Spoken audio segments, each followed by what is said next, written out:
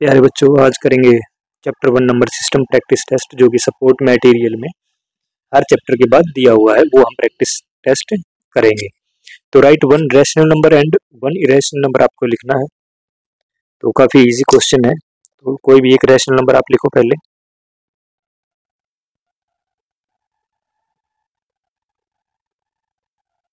कोई भी एक लिख सकते हो, 8/2 लिख सकते हो, ठीक है।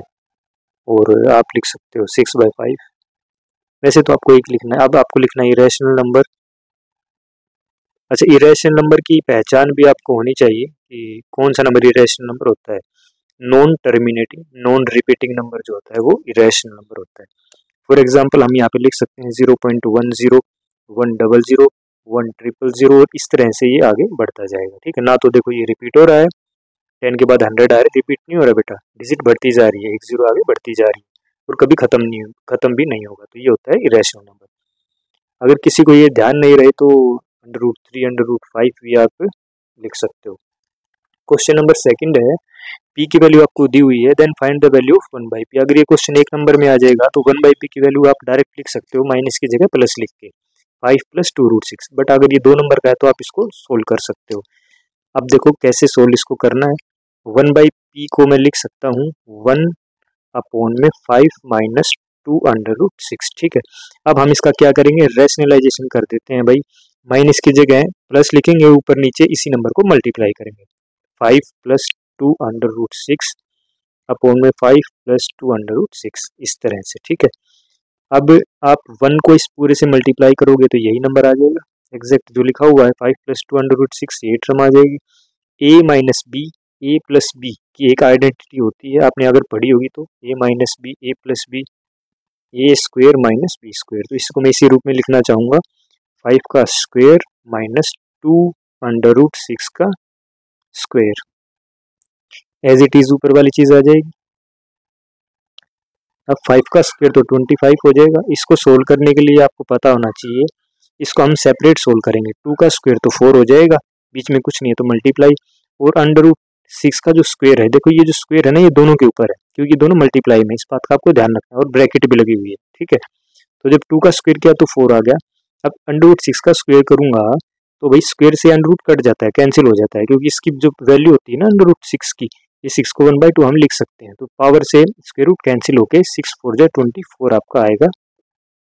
तो 5 + 2√6 ये सोल्व के अपॉन में 1 आएगा, और इसको हम 5 + 2√6 लिख सकते हैं। तो एक नंबर में आएगा तो आप डायरेक्ट MCQ पे टिक लगा सकते हो, ठीक है। उसके बाद आ जाओ आप क्वेश्चन नंबर 3 में। आपको सिंप्लीफाई करना है, सिंपल। तो पहले आपको इनको, जो अंडर रूट में यहाँ पे 3 है, देखो इसको तो प्राइम फैक्टर कुछ भी नहीं है, 1/3 होगा, ठीक है। इनके आपको प्राइम फैक्टर करनी है पहले, तभी ये सोल्व होगा। देखना कैसे, 4√3 प्लस में 3 इंटू ये जो स्क्वायर रूट के अंदर 48 है ना, इसके आपको प्राइम फैक्टर करने हैं, ठीक है। तो प्राइम फैक्टर इसके हो जाएंगे 2 × 2 = 4, 4 × 2 = 8, 8 × 2 = 16, 16 × 3 = 48 माइनस 5/2। 12 को आप लिख सकते हो 2 × 2 × 3।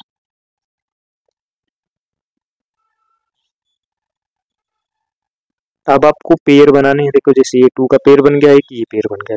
जो जिस नंबर का पेयर बनेगा उस सिंगल नंबर को आपको बाहर लिखना है 3 के साथ मल्टीप्लाई में। 2 इसका जो पेयर बना है 2 का, इसको भी एक नंबर बाहर आ जाएगा। अंदर जो पेयर नहीं बना वो लिखना है, 3 का नहीं बना तो भाई 3 अंदर आ गया। मल्टीप्लाई में इसका भी, ये जो पेयर 2 का बना है इसको एक नंबर को बाहर लिख लेंगे। पेयर को, पूरा पेयर 2 का बना है तो वो 2 ही बाहर आएगा बेटा, ठीक है। ये 3 अंदर बच गया। अब हम इसको सोल्व करेंगे आगे। 3 × 2 = 6, 6 × 2 = 12, √3 माइनस 2 से 2 कैंसिल। अब देखो √3 यहाँ भी है, यहाँ भी है, यहाँ भी है, तो एक सिंपल इक्वेशन के रूप में हम इसको सोल्व कर सकते हैं। 12 और 4 16, √3 माइनस 5 √3, 16 में से 5 माइनस करेंगे तो 11 √3 आपका आंसर आ जाएगा। अब हम करेंगे क्वेश्चन नंबर 4। ये काफ़ी इंपॉर्टेंट क्वेश्चन है और हर बार इस टाइप का एग्जाम में आता है, ठीक है। तो आप इसको थोड़ा सा ध्यान से देखना। इसको मैं लिख सकता हूँ 5 की पावर 2x - 1, ये तो ऐसे लिखा ही हुआ है। 25 को मैं लिखूंगा 5 की पावर 2 सबसे पहले, ठीक है। और इसके बाहर क्या है पावर में, x-1 इज इक्वल टू 2500। अब 5 की पावर 2x-1, अब ये जो 2 है ये x-1 दोनों से मल्टीप्लाई होगा, ठीक है। तो जब मैं x से करूँगा तो हो जाएगा 2x, और 1 से करूँगा तो -2। आप इसको कुछ इस तरह से मान सकते हो, ये ब्रैकेट में 2 बाहर है तो दोनों से मल्टीप्लाई हो गया, इज इक्वल टू 2500।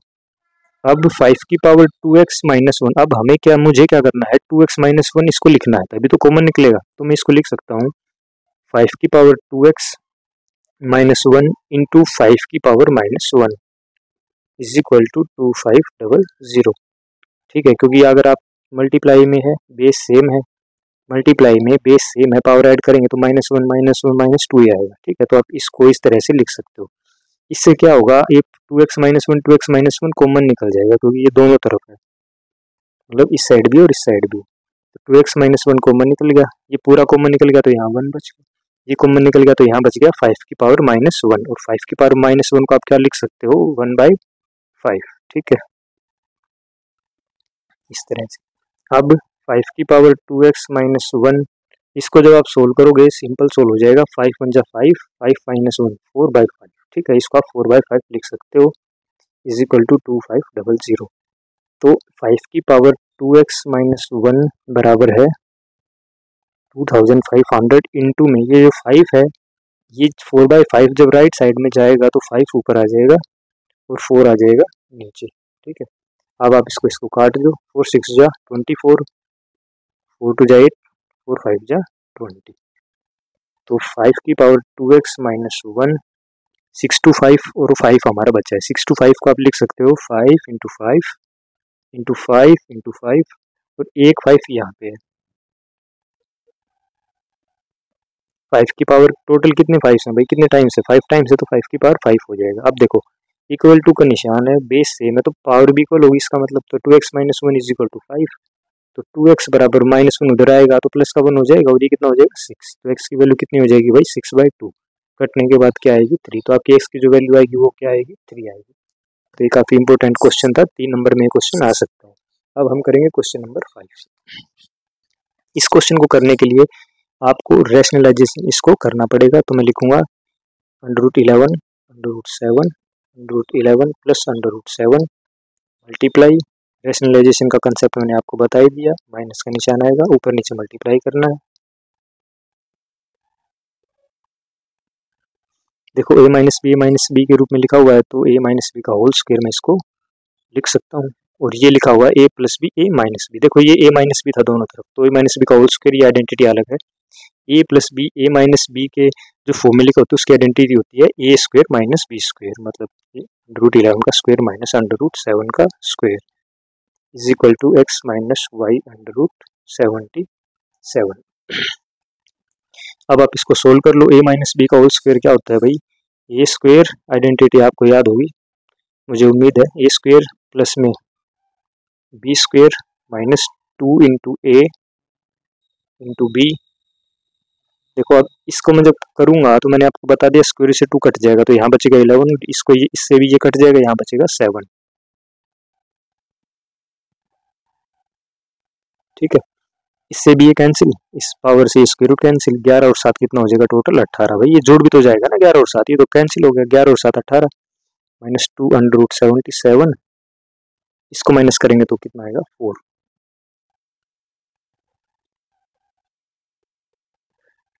अब आप इधर देखो, इसको मैं सेपरेट कर लेता हूँ, ये 4 है ना, इसके नीचे भी लगा दूंगा, इसके नीचे भी, ठीक है, क्योंकि ये एक एलसीएम के रूप में लिखा हुआ है। तो हम इसको कैसे लिख सकते हैं, मैं इसको लिख सकता हूँ 18/4 -2 √77/4, इसको मैं ऐसे लिख सकता हूँ।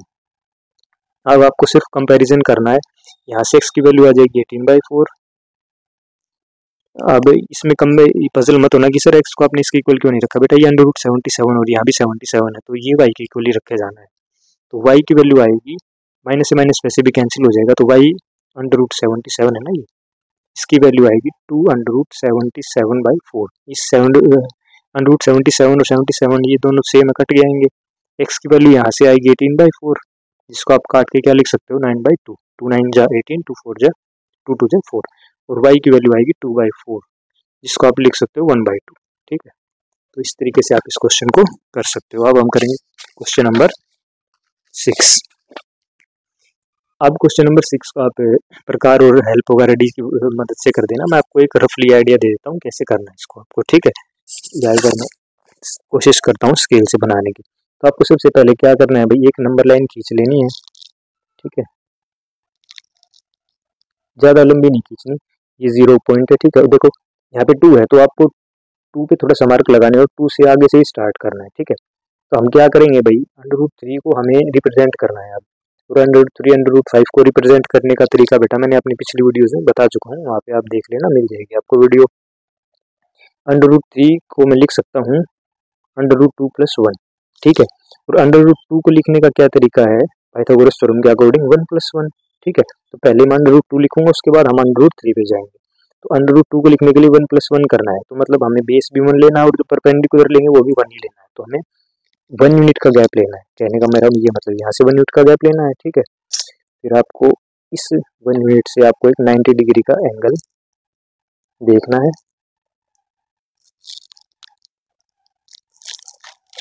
और एक लाइन खींचनी है, ज़्यादा लंबी लाइन खींचने की जरूरत नहीं है आपको, इस तरीके से। ठीक है, ये फिर आपको 1 यूनिट का गैप इस तरफ लेना है, तो 1 यूनिट का गैप पे आप यहाँ पे एक पॉइंट लगा सकते हो इस तरह। ठीक है, अब इस पॉइंट को आपको इस 2 से मिला देना है, जो स्टार्टिंग का हमने 2 लिया था उससे।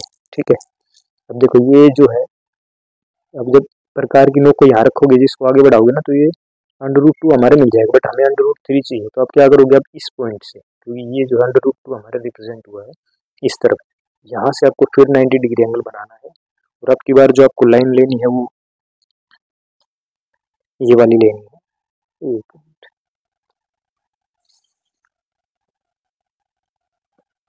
ये वाली। ठीक है, इस पे डी रख के और आपको 90 डिग्री का एंगल बनाना है इस तरह से। ठीक है, √3 में क्या होता है, √2 होता है जो कि हम ले चुके हैं, और उसके बाद क्या होता है 1, जो परपेंडिकुलर है, जो हाइट है एक तरीके से वो 1 लेनी है, मतलब इस तरफ आपको 1 यूनिट का गैप लेना है। तो आप स्केल से 1 यूनिट मेजर कर लेना, जहाँ भी आएगी उसको ऐसे मार्क लगा देना और इसको स्केल से मिला देना। स्केल से ना भी मिलाओ तो आपको क्या करना है, ऐसे प्रकार यहाँ रखना है। ठीक है, मैं बता देता हूँ, प्रकार आपको यहाँ रखना है और यहाँ पे ऐसे इसको रखना है। ठीक है, और आगे इस लाइन को ऐसे बढ़ा देना है भाई। ये एक्चुअली ना ढीला प्रकार है बेटा, थोड़ा सा पेन भी नहीं चल रहा है, 1 मिनट। ठीक है, आपको इस तरीके से ये इसको बढ़ाना है, और जब आप इसको यहाँ से बढ़ाओगे तो ये आ जाएगा √3। तो आप इसको 2 + √3 लिख सकते हो पूरे को। ठीक है, तो इस तरीके से ये आपका हो जाएगा। ये 0 था, ये 1 था, ये 2 था, और ये 2 √3 है ये पॉइंट। ठीक है, तो इस तरीके से आप इसको कर सकते हो। अगर आप चाहो तो इसको स्केल से इसको मिला भी सकते हो। ठीक है, तो आप करेंगे क्वेश्चन नंबर 7। काफ़ी इंपॉर्टेंट क्वेश्चन है भाई, ध्यान से देखना। तो इसको आपको करना है 16 इंटू, देखो 2 की पावर a + 1 को मैं लिख सकता हूँ 2 की पावर a × 2। अब आप ये पूछोगे सर आपने इसको अलग अलग क्यों किया, क्योंकि हमें 2 की पावर a यहाँ पे है, तो हमें यहाँ पे भी हमने इसको ऐसे लिख दिया, तो आप कॉमन निकल जाएगा -4 × 2 की पावर a। 16 इंटू, अब देखो 2 की पावर a की पावर 2, 2 की पावर a + 2 लिखा हुआ है माइनस, अब इसको आप 2 की पावर a + 2 को भी आप क्या लिख सकते हो, 2 की पावर a × 2 की पावर 2 लिख सकते हो। ठीक है, इसको काट दो यहाँ पे, -2 × 2 की पावर a + 2 को आप लिख सकते हो 2 की पावर a × 2 की पावर 2, क्योंकि भाई बेस सेम में पावर ऐड हो जाएंगे तो ऐसे ही लिख सकते हैं हम इसको दोबारा। बट अभी हमें इसको खोल के लिखना है, क्योंकि हमें 2 की पावर a चाहिए हर जगह, ताकि वो कॉमन निकल के कट जाए। पहले इसको सोल्व कर लेंगे, नंबर को नंबर से मल्टीप्लाई करो, 16 दूनी 16 2 × 32 × 2 की पावर a -4 × 2 की पावर a, 16 × 2 की पावर a, 2 की पावर 2 कितना होता है 4, माइनस ये मल्टीप्लाई, इसको आप डॉट की जगह मल्टीप्लाई भी लिख सकते हो, पजल मत होना इसमें। 2 × 2 की पावर a × 2 की पावर 2 कितना हो गया 4। ठीक है, अब देखो इसको मैं कैसे लिखूंगा, ध्यान से देखना, 32 × 2 की पावर a -4 × 2 की पावर a, पूरा खोल के दिखा रहा हूँ बेटा ताकि आपको अच्छे से समझ में आ जाए। ठीक है, 16 4 जा 64 × 2 की पावर a -4 × 8 इंटू 2 ठीक है। अब ध्यान से देखना इसको, इसमें से भाई क्या कॉमन निकल रहा है, देखो 32 और 4 दोनों में जो कॉमन मल्टीपल है वो क्या है, 4 ही है, तो 4 इंटू 2 कॉमन निकल जाएगा। 32 के प्राइम फैक्टर में से जब 4 कॉमन निकल गया तो क्या बच गया भाई, 8 बच गया ना, ऐसे चेक करो, 4 8 जा 32, ठीक है, 8 बच गया, 2 तो कॉमन ही निकल गया, यहाँ बचा 8 माइनस 4 भी कॉमन निकल गया, 2 भी कॉमन निकल गया, क्या बच गया 1। इसी तरह नीचे आ जाओ, 64 के मल्टीपल में 8 आता है ना, तो 8 कॉमन निकल गया, 2 कॉमन निकल गया। अब भाई 64 के प्राइम फैक्टर में से 8 कॉमन निकल गया तो क्या बच गया, 8 बच गया ना, 8 8 जा 64 होता है, माइनस यहाँ पे 8 कॉमन, 2 कॉमन, तो यहाँ पे भी 1 बच गया। इसको मैं लिखूंगा 4 इंटू 2 इंटू 7, ये 8 माइनस 1 7 होता है बेटा। इसी तरह 8 इंटू 2 इंटू 7, 7 से 7 कैंसिल, 2 से 2 कैंसिल, 4/8 है ये, 4 1 7, 4 2 8, तो आपका आंसर क्या आएगा 1/2। तो इस तरीके से आप इस क्वेश्चन को कर सकते हैं, ठीक है। अब क्वेश्चन नंबर 8 है, काफ़ी इंपॉर्टेंट क्वेश्चन है, और ऐसे नंबर्स को पी बाई क्यू की फॉर्म में कैसे लिखते हैं इसकी भी वीडियो मैंने अपने चैनल पर डाली हुई है, आप वहाँ से देख सकते हो, ठीक है। तो अभी हम क्या करेंगे, डायरेक्ट आप इसको लिखोगे तो इसमें 5 नंबर का एक क्वेश्चन आया हुआ है, तो आपको नंबर पूरे नहीं मिलेंगे, तो आप इसको अच्छे से सोल्व करोगे। तो हम देखो बेटा, तरीका बहुत आसान है, इसको मैं मानूंगा x बराबर है 0.444, 3 बार हम मैक्सिमम इसको लिखेंगे, उसके बाद डॉट लगा देंगे, मतलब ये है कि जिस डिजिट के ऊपर बार है वो रिपीट हो रही है, ऐसे 444 ऐसे, ठीक है। अब कहाँ तक लिखोगे, इसलिए डॉट लगा देते हैं, इसको x मान लिया। अब हम क्या करेंगे, इसको इक्वेशन फर्स्ट मान लो, अब हम करेंगे इसी इक्वेशन को 10 से मल्टीप्लाई, ठीक है, मल्टीप्लाई बाय 10, इस पूरी इक्वेशन को 10 से मल्टीप्लाई करेंगे। क्यों करेंगे, क्योंकि एक डिजिट के ऊपर बार है तो इसलिए 10 से, अगर 2 डिजिट के ऊपर बार है तो 100 से, 3 डिजिट के ऊपर बार है तो 1000 से, ऐसे मल्टीप्लाई करते हैं। जब मैं इस x 10 को दोनों तरफ मल्टीप्लाई करूंगा, x को 10 से मल्टीप्लाई करूंगा तो 10x हो जाएगा।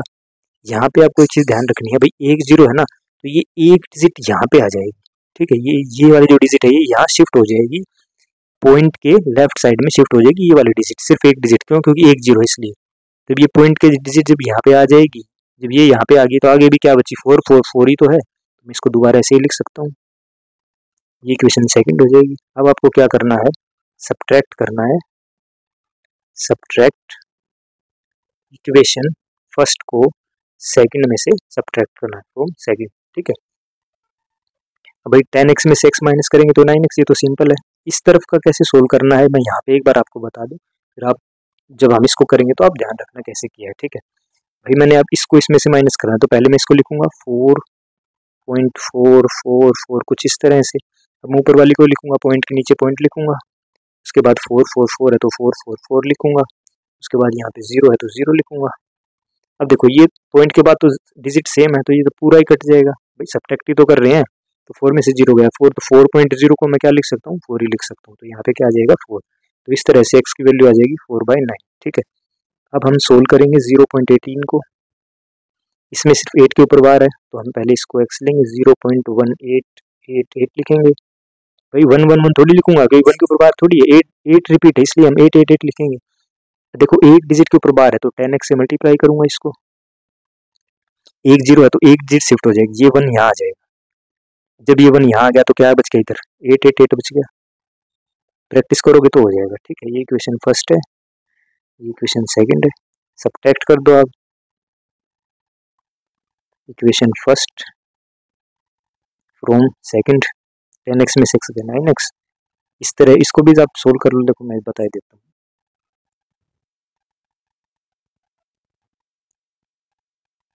कुछ इस तरह से, ठीक है। तो ये तो 1 बचेगा, 8 में से गया 7, बाकी तो वही 888 है, सब जीरो ही आ जाएगा, तो 1.70 यानी 1.7 ही आएगा मेरा, तो मैं यहाँ लिखूंगा 1.7। अब मैं पॉइंट हटा के नीचे क्या लगा दूंगा भाई 10, पॉइंट हटा के नीचे 10 आ जाता है, नीचे 9 भी है, ये x के साथ था ना, उधर गया तो डिवाइड नहीं हो जाएगा, तो ये हो जाएगा 17/90। इसी तरह जब हम 0.2 को सोल्व करेंगे, x बराबर 0.222, ठीक है, इसको आप फर्स्ट इक्वेशन मान लो, 10 मल्टीप्लाई करेंगे इससे 10 से, क्योंकि एक डिजिट के ऊपर बार है ना इसलिए, मल्टीप्लाई बाय 10, ये डिजिट यहाँ शिफ्ट हो जाएगी। अब क्या करना है, सब्ट्रैक्ट करना है इक्वेशन फर्स्ट फ्रॉम सेकंड,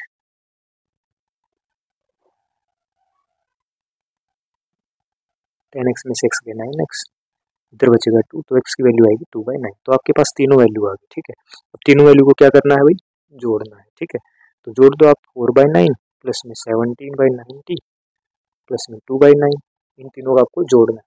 तो आप क्या करोगे, तीनों का एलसीएम लोगे, कितना आएगा 90। अब 9 को 19 से डिवाइड करोगे तो 10 आएगा, उस 10 को 4 से मल्टीप्लाई करना है, 14 आएगा। ये कंसेप्ट होता है बेटा एलसीएम सोल्व करने का। 90 को 90 से डिवाइड करोगे, क्वोशिएंट 1 आएगा, 1 को 17 से मल्टीप्लाई करोगे तो 17 ही आएगा, ये 10 आएगा, 10 टू 20, इनको जोड़ लो, 77/90, ये आपका आंसर हो गया। तो ये था बेटा आपका प्रैक्टिस टेस्ट 1 फर्स्ट चैप्टर का। तो एग्जाम से पहले सभी मैं सोल्व करा दूंगा, सभी को आपको देखना है और अच्छे से करके जाना है, ठीक है। Thank you.